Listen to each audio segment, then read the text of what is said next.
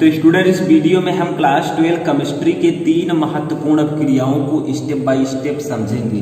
तो स्टूडेंट इस वीडियो में हम क्लास 12 ऑर्गेनिक केमिस्ट्री या फिर कार्बनिक रसायन के 3 इंपॉर्टेंट रिएक्शंस को जानने वाले हैं। तो जैसा कि आपको पता है कि केमिस्ट्री में आपको रिएक्शन यानी कि अभिक्रियाओं को पढ़ना होता है।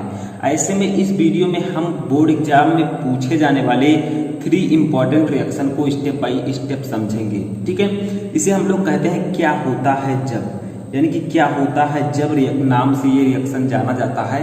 तो इस टॉपिक के हम 3 महत्वपूर्ण अभिक्रियाओं को समझेंगे, जिसका पीडीएफ भी आपको डिस्क्रिप्शन में दिया जाएगा।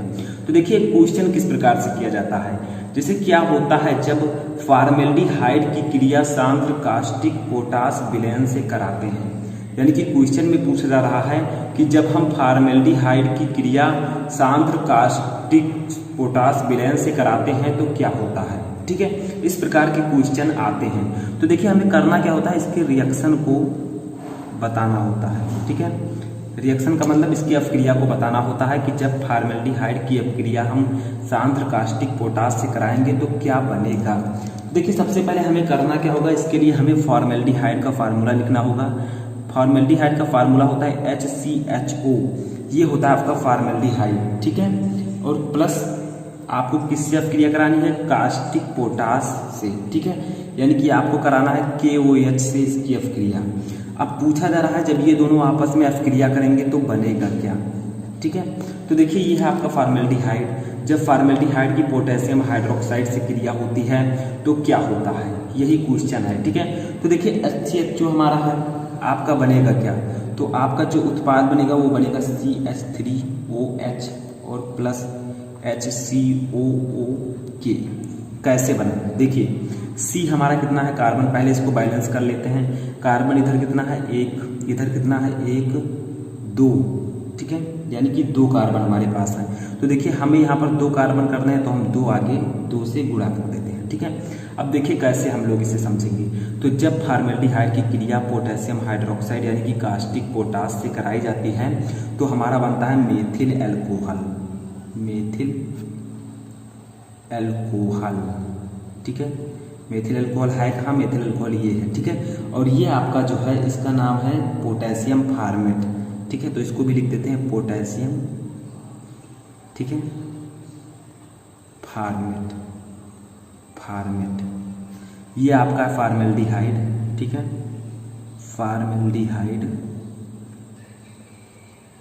और ये जो KOH है आपका ये है सांद्र कास्टिक पोटाश का विलयन। ठीक है, तो ये क्या है, सांद्र है। तो अब आप कह सकते हैं कि जब फॉर्मेल्डिहाइड की क्रिया हम सांद्र कास्टिक पोटाश विलयन से कराते हैं तो हमारा मेथिल अल्कोहल और पोटेशियम फार्मेट बनता है।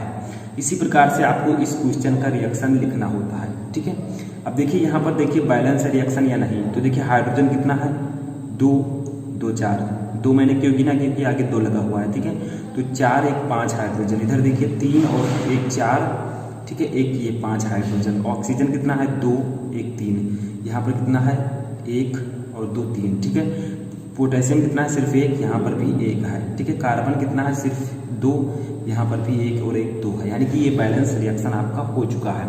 तो इसी प्रकार से आपको आंसर देना होता है कि जब फॉर्मेल्डिहाइड की क्रिया सांद्र कास्टिक पोटाश विलयन से कराते हैं तो मेथिल अल्कोहल और पोटेशियम फार्मेट बनता है। ठीक है, ऐसे हम सेकेंड रिएक्शन अपना देखते हैं। सेकेंड रिएक्शन है कि एथिल अल्कोहल की वाष्पों को 250 डिग्री सेल्सियस के रक्त तप्त एल्यूमिना पर प्रवाहित करते हैं। यानी कि क्या होगा अगर हम एथिल अल्कोहल की वाष्प को 250 डिग्री सेल्सियस के रक्त तप्त एल्यूमिना पर प्रवाहित करेंगे। ठीक है, तो आपका क्या बनेगा। तो देखिए सबसे पहले हमें करना क्या होगा, एथिल अल्कोहल हमें लेना होगा। तो यहाँ पर हम लिख देते हैं रिएक्शन। रिएक्शन, ठीक है, रिएक्शन में सबसे पहले हम लेंगे एथिल अल्कोहल। तो एथिल अल्कोहल का फार्मूला होता है C2H5OH। ठीक है, अब एथिल अल्कोहल को हमें करना क्या है 250 डिग्री सेंटीग्रेड पर। तो हम लिख देते हैं 250 डिग्री सेंटीग्रेड। ठीक है, और किस पर, रक्त तप्त एल्यूमिना। तो एल्यूमिना का फार्मूला होता है Al2O3। ठीक है, तो जब हम एथिल अल्कोहल को 250 डिग्री सेल्सियस पर रक्त तप्त एल्यूमिना पर प्रवाहित करते हैं तो हमारा क्या बनेगा, हमारा बनेगा C2H4 और प्लस H2O। ठीक है, ये हमारा बन जाएगा। जहाँ पर देखिए C2H4 हमने यहाँ से लिया तो C2H4, एक H यहाँ पर बचा और एक H2 और वो H2O यहाँ पर बन गया। तो अब आप कह सकते हैं रिएक्शन में कि जब एथिल अल्कोहल ठीक है को 250 डिग्री सेंटीग्रेड पर रक्त तत्व एल्यूमिना पर प्रवाहित करते हैं तो हमारा एथिलीन बनता है, इसका नाम है एथिलीन। ठीक है, एथिलीन और जल प्राप्त होता है। ठीक है, तो इस प्रकार से आप रिएक्शन को कर सकते हैं। तो जब एथिल अल्कोहल की वाष्पों को 250 डिग्री सेंटीग्रेड के रक्त तत्व एल्यूमिना पर प्रवाहित करते हैं तो हमारा एथिलीन बनता है, मेन उत्पाद। ठीक है, तो ये आपका सेकेंड रिएक्शन था। थर्ड रिएक्शन हमारा ये है। ठीक है, यहाँ पर लिख देते हैं रिएक्शन। ये रिएक्शन क्या है इसको समझिए। तो हमारा अगला रिएक्शन है कि जब फार्मिक अम्ल की एथिल अल्कोहल से क्रिया होती है, यानी कि क्या होता है जब फार्मिक अम्ल की एथिल अल्कोहल से क्रिया कराई जाती है। तो सबसे पहले हम लिख देंगे फार्मूला फार्मिक अम्ल का। फार्मिक अम्ल का फार्मूला होता है HCOOH। ठीक है, इसकी अभिक्रिया हमें करानी है एथिल अल्कोहल से। एथिल अल्कोहल का फार्मूला होता है HOC2H5। गलत है? नहीं, ये सही है, क्योंकि C2H5 हमने पीछे लिख दिया है। ठीक है, वो आगे भी लिख सकते हैं, पीछे भी लिख सकते हैं, C2H5 और वो H। ठीक है, ये इस प्रकार से हमने उल्टा लिख दिया है। और इस दोनों की जब अभिक्रिया होती है तो बनेगा क्या? ठीक है, तो देखिए ये है आपका HCOOH, यानी कि फार्मिक अम्ल, ये है एथिल अल्कोहल। इन दोनों की अभिक्रिया होगी तो होगा क्या? ये दोनों जो मॉलिक्यूल हैं, ठीक है, एक फार्मिक अम्ल का और एक एथिल अल्कोहल का, ये दोनों आपस में जो है मिल जाएंगे तो बनेगा क्या? HCOO और C2H5। ठीक है, C2H5 और प्लस H और वो जो ये बॉक्स में है तो बॉक्स में है H2O। ठीक है, तो ये आपका बन जाएगा। तो आप कह सकते हैं कि जब फार्मिक अम्ल की अभिक्रिया एथिल अल्कोहल से कराते हैं तो यहाँ पर जो आपका मेन उत्पाद बनता है ये है एथिल फॉर्मेट। तो हमें एथिल फॉर्मेट प्राप्त होता है। इसका नाम लिख देते हैं, ये है फार्मिक अम्ल। ठीक है, फार्मिक अम्ल, ये है एथिल अल्कोहल, एथिल अल्कोहल।